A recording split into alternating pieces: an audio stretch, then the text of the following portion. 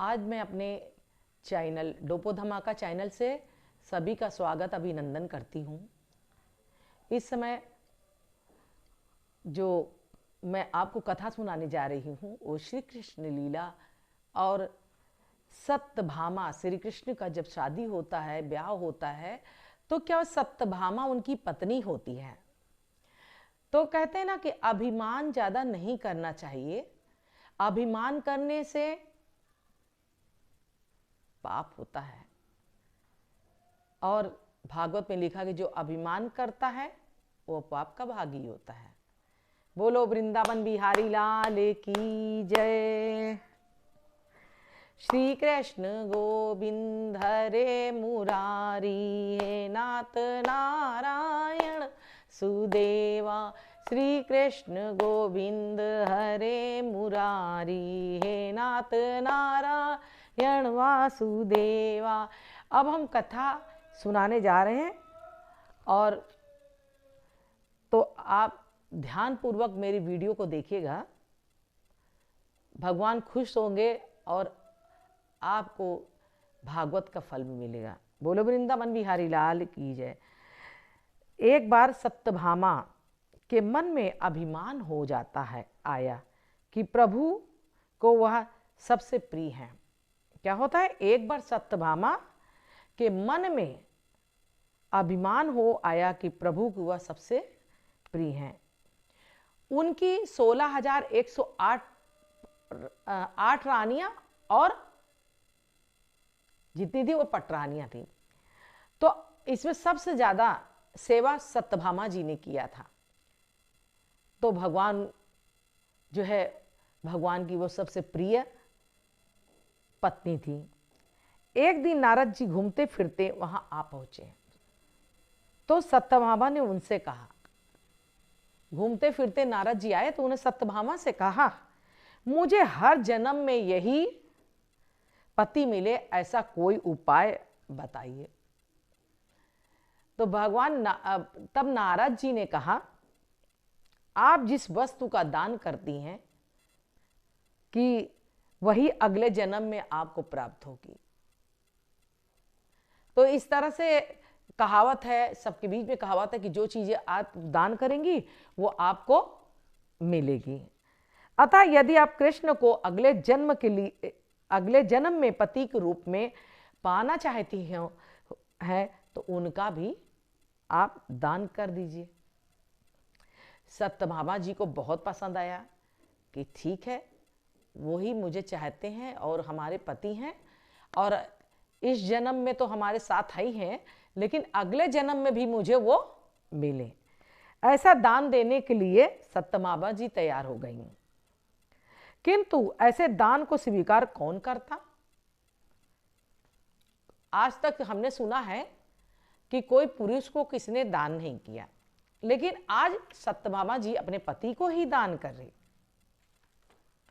कोई भी व्यक्ति उस दान लेने के लिए इच्छुक नहीं है। किसी को कहो कि भाई आप दान ले लो तो नहीं लेंगे, वस्तु का दान ले लेंगे, बर्तन का दान ले लेंगे, सोना चांदी का दान ले लेंगे, लेकिन किसी के पति का दान नहीं लेंगे। अंत में नारद जी को स्वीकार करने के लिए समझाया गया, भाई अगर वो दान कर रहे हैं तो आपको लेने में क्या है फर्क। तो वो राजी हो गए, कहने लगे चलिए ठीक है, अगर आप दे रही हैं तो हम लेंगे। सत्यभामा के संकल्प करके श्री कृष्ण को, नारद जी को उन्होंने दान कर दिया। क्या किया, संकल्प करके भगवान श्री कृष्ण को उन्होंने दान कर दिया। श्री कृष्ण को दान में पाकर नारद जी उन्हें अपने साथ ले जाने लगे। जब सत्यभामा जी ने दान कर दिया तो ले जाने लगे। तो नारद जी अपने अभी तो मुझे दान किया, मतलब कहने लगी कि जब वो ले जाने लगे तो कहने लगे अरे अरे आप हमारे पति को क्यों ले जा रहे हैं। तो कहने लगे क्यों, आपने अपने पति का दान किया है, श्री कृष्ण को हमको दे दिया है, अर्पण कर दिया है, संकल्प कर दिया है, तो मैं क्यों तो आपको दूंगा वापिस। अतः वह मेरे ही हो गए। उन्होंने बताया अब तो वो मेरे हो गए। अब तो दान में दी हुई वस्तु लेने वाले की हो जाती है, जिसे हमने दान कर दिया उसको मिल जाती है। अब कृष्ण पर मेरा अधिकार है। कौन कहता है? नारद जी कहते हैं। जब सत्यभामा को अपनी भूल पे समझ आ गई तो वो कृष्ण को मांगने लगी। नारद जी देने से इनकार करने लगे कि भैया मुझे आपने दान दिया है, इसलिए हम आपको वापस नहीं करेंगे। अब सत्यभामा अपनी भूल समझ में आ गई कि मैंने ये क्या कर दिया, अपने पति को ही दान कर दिया। अभी तो ये जन्म तो है ही है ना मैं इनके साथ रह सकती हूँ, लेकिन फिर भी दान क्यों कर दिया। वे कृष्ण को मांगने लगी और नारद जी देने से इनकार करने लगे। बड़ी विडंबना हुई है। उधर जब सारी बातें अन्य रानियों तक पहुंची, और भी पत्नियां थी और रानियां थी, उन्हें बड़ा आश्चर्य हुआ कि ये सत्यभामा जी आपने ये क्या कर दिया। भाई मेरे भी पति थे, आपने उनको क्यों दान कर दिया। तो सभी दौड़कर वहां आ गई, पर एक रुक्मणी नहीं आई। उनकी जो पत्नी एक रुक्मणी, वो भी प्रिय थी, ऐसी बात नहीं, लेकिन सत्यभामा ज्यादा थी। सभी रानियां नारद जी से विनती करने लगी, उनके पति को वापस कर दीजिए। तो बस वही बात कहे कि जो हम दान में पाया है उसको हम वापस नहीं करते। सत्यभामा कहने लगी, श्री कृष्ण मुझे दान दिया, अतः अब तो मेरे हो गए, फिर यदि आप उन्हें वापस लेकर करती हैं तो इनका वजन है उतना हमें सुवर्ण दे दे।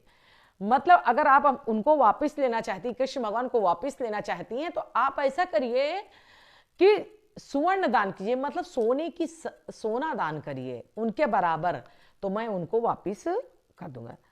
सत्यभामा प्रसन्न हो गई। उन्होंने सोचा कि उनके पास तो ढेर आभूषण और स्मृत मणि भी है, पति का वजन होगा भी तो कितना होगा। वे अपने सारे आभूषण ले आईं।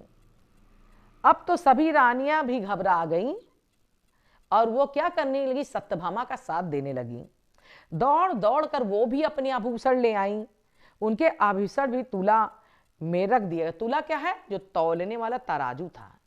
एक तरफ कृष्ण भगवान बैठ गए और एक तरफ सोना तौला गया। तो जितनी रानी ने उनके आगे, भगवान के आगे तो हीरा पन्ना मोती सुवर्ण का मोल क्या है। रानियों के आभूषण से श्री कृष्ण का मोल करना चाहा, सो हजारों मन आभूषण रख देने पर भी उनका वजन श्री कृष्ण के वजन से कम हो गया। क्योंकि प्रभु से कोई सोना मिला सकता है, एक तरफ सोना एक तरफ प्रभु, और प्रभु ऊपर उठे ही ने अपने वजन को भारी कर लिया। सत्यभामा के अभिमान को नाश करने हेतु ही वह सारी लीला रची गई थी। सभी रानियां सोच में डूब गई कि अब क्या हो जाए। सत्यभामा ने श्री कृष्ण दान करके अनर्थ कर डाला था।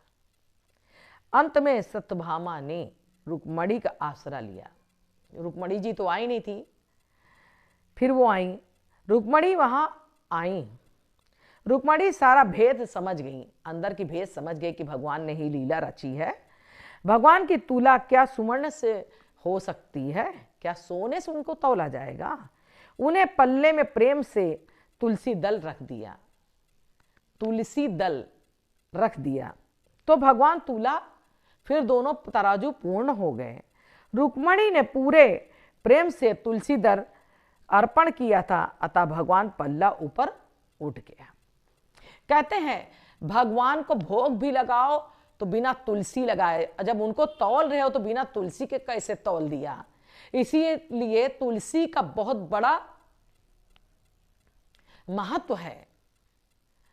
तुलसी, जितने भी तुलसी आप चाहेंगे उतनी मनोरथ पूर्ण होगी। इसीलिए घर घर तुलसी लगाना चाहिए। तुलसी का जब भी कोई दान करे तो तुलसी दे के कृष्णा अर्पण करना चाहिए, जिससे उनको उसका महत्व है कि भगवान जब दान लेते तो कृष्णा अर्पण कर दो तो भगवान को मिल जाता है। भगवान को अगर भोजन का भी भोग लगाएं तो लगा दें तुलसी, खाने का दान कर रहे हैं तो तुलसी, कोई भी चीज कर रहे हैं तो तुलसी। बोलो वृंदावन बिहारी लाल की जय। श्री कृष्ण गोविंद हरे मुरारी, हे नाथ नारायण वासुदेवा। श्री कृष्ण गोविंद हरे मुरारी, हे नाथ नारायण वासुदेवा। इसी तरह भगवान को भोग लगाने में तुलसी, उसी तरह उनकी तौलने में तुलसी। और जो सत्यभामा जी ने अपनी भूल की थी, इस जन्म में अपनी पति को दान कर रही थी, तो नारद जी ने भी उन्हें माफ कर दिया और उनका दान वापस कर दिया। ये तो भगवान की लीला थी। और जिनको हमारी वीडियो पसंद आए वो सब्सक्राइब और लाइक जरूर करें। देखने से पहले लाइक कर दें ताकि हमारा हौसला और बढ़े, हमारा मोटिवेशन और बढ़े, ताकि मैं अच्छी तरह से आपको कथा सुना सकूं। भगवान की लीला अपरंपार है और उस पर आपको करना विचार है। बोलो वृंदावन बिहारी लाल की जय।